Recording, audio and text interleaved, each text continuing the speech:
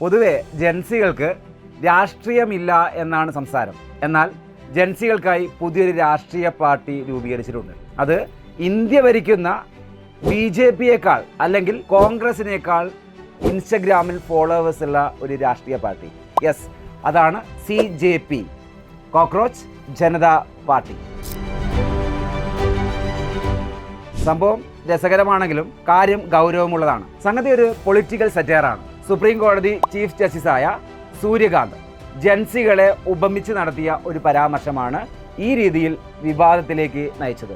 ഇതിനെതിരെ അഭിജിത്ത് ദീപ്കെ തുടങ്ങിയ social media movement ആണ് CJP. ഇതിൽ ചേരാനുള്ള യോഗ്യതകൾ മടി, തൊഴിലില്ലായ്മ, എപ്പോഴും ഫോണിൽ തോണ്ടിയിരിക്കുക. പക്ഷേ ഇവരുടെ ആവശ്യങ്ങൾ ഗൗരവമുള്ളതാണ്. വിരമിച്ച ജഡ്ജിമാർക്ക് രാജ്യസഭയിൽ സീറ്റുകൾ നൽകരുത്, RTI പരിധിയിൽ ഉൾപ്പെടുത്തണം, 50% വരെ വനിതാ സംവരണം ഉൾപ്പെടുത്തണം. ഇവയൊക്കെയാണ്. ഒന്നേ പറയാനുള്ളൂ: be political in vision but accountable to public mandate.